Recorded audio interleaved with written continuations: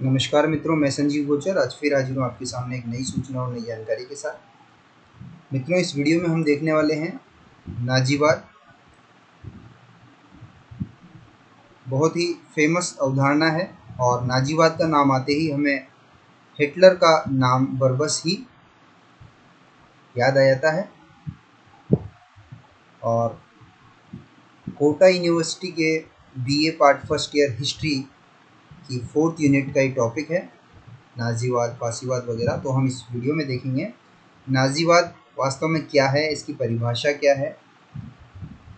और इससे पहले अगर आपने चैनल को सब्सक्राइब नहीं किया है तो सब्सक्राइब कर लें, क्योंकि इतिहास, राजनीति विज्ञान और विभिन्न प्रकार के कॉम्पिटिशन्स एग्ज़ाम, प्रतियोगी परीक्षाओं, पटवारी, एलडीसी, कांस्टेबल, टीचर वगैरह सभी का जो तैयारी है, जो कंटेंट है, वो हम यहाँ पर उपलब्ध करवाते हैं।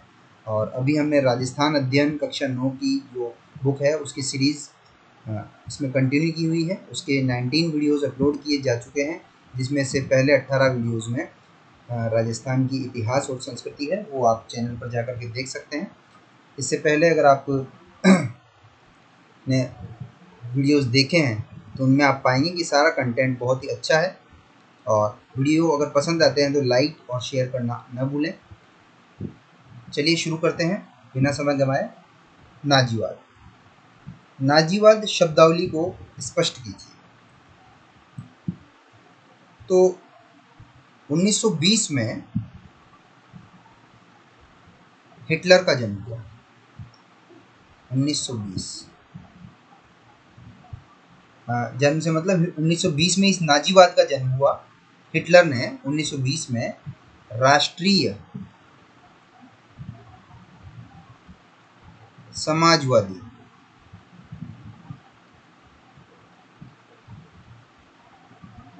जर्मन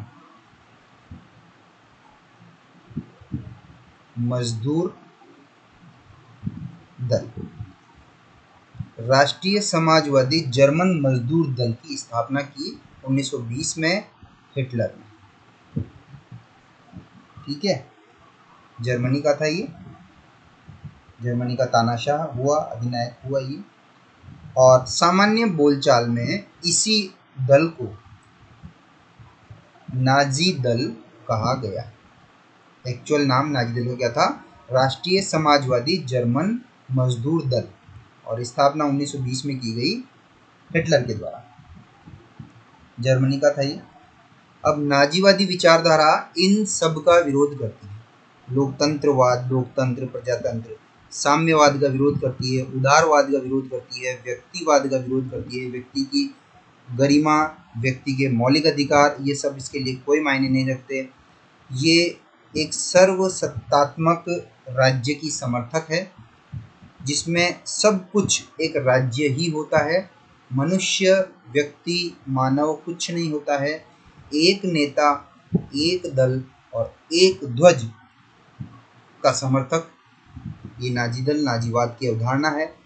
अधिनायक तंत्र इसमें होता है, मतलब तानाशाही इसमें होती है। एक व्यक्ति जो बोलता है वही सही होता है, वही नियम होते हैं। साम्राज्यवादी विचारधारा का समर्थक है और युद्धवादी विचारधारा का समर्थक है। युद्ध को व्यक्ति की शक्ति का परिचायक मानता है। तो ये दोनों जो ब्लॉक हैं ये आप देख लीजिए, इनको ये परिभाषित कर देते हैं नाजीवाद। ठीक है, नाजीवाद इनका विरोध करता है, इनका समर्थन करता है। लोकतंत्र, साम्यवाद, उदारवाद और व्यक्तिवाद का विरोधी। युद्धवादी साम्राज्यवादी है, अधिनायक तंत्र का समर्थक, सर्वसत्तात्मक राज्य की अवधारणा का समर्थन, एक नेता, एक दल और एक ध्वज का समर्थक है। सर्वसत्तात्मक राज्य की समर्थक की ये विचारधारा जो देश की समस्त राजनीतिक, सैनिक, आर्थिक सत्ता पर अपना नियंत्रण रखना चाहती है। नाजीवाद इन सब का विरोधी है। ये शांति का भी विरोधी है। युद्ध होते रहने चाहिए, मनुष्य की शक्ति के परिचायक हैं। शांति का विरोधी है। युद्धवादी और साम्राज्यवादी नीति का प्रबल समर्थक था। यहूदी विरोधी था, यहूदी विरोधी था तथा जर्मन राष्ट्र का प्रबल समर्थक था। नाजीवाद प्रजातंत्रीय शासन का भी विरोध करता था तथा शक्तिशाली अधिनायक तंत्र का समर्थक था। यह एक नेता, एक दल और एक ध्वज का समर्थक था। नाजीवाद वर्साई की संधि को निरस्त कराना चाहता था। ये जो नाजीवाद है, वर्साई की संधि में जर्मनी को जितना अपमान सहना पड़ा, तो उस संधि को ये नाजीवाद खत्म करना चाहता था। उसने जर्मनी के खोए हुए प्रदेशों को वापस प्राप्त करने, जर्मन साम्राज्य का विस्तार करने और साम्यवादियों एवं यहूदियों का दमन करने तथा अंतर्राष्ट्रीय क्षेत्र में जर्मनी के गौरव में वृद्धि करने पर बल दिया। इस नाजीवाद ने जब वर्साई की संधि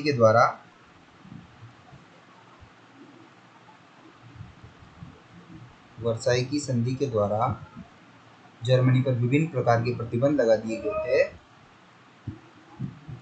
तो ये इस वर्साई की संधि को समाप्त करना चाहता था नाजीवाद, जिसकी स्थापना हिटलर ने की थी। और जर्मनी को जो प्रदेश संधि के तहत चले गए थे, खो दिए थे, उनको वापस प्राप्त करना चाहता था। जर्मन साम्राज्य का विस्तार करना चाहता था ये नाजी दल। साम्यवादियों एवं यहूदियों का ये विरोधी था, उनका दमन करना चाहता था और अंतर्राष्ट्रीय क्षेत्र में जर्मनी के गौरव में वृद्धि करना चाहता था। और ये केंद्रीयकरण में विश्वास रखता था, मतलब एक व्यक्ति के पास सारी शक्ति होनी चाहिए। प्रजातंत्रीय शासन का विरोधी था। ठीक है, प्रजातांत्रिक शासन में नागरिकों को जो मूल अधिकार प्राप्त होते हैं,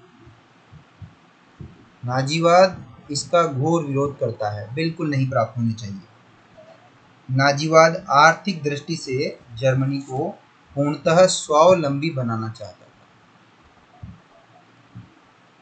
आर्थिक दृष्टि से किसी पर डिपेंडेंट नहीं। बेरोजगारों को रोजगार देने पर इसने बल दिया।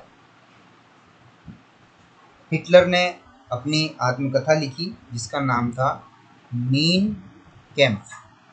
हिटलर की आत्मकथा का नाम, छोटे क्वेश्चन जो पूछे जाते हैं कोटा यूनिवर्सिटी में, उनमें ये पूछा जा सकता है। तो मीन कैम्फ इसकी जीवनी थी जिसमें नाजीवाद के प्रमुख सिद्धांतों का वर्णन किया गया है।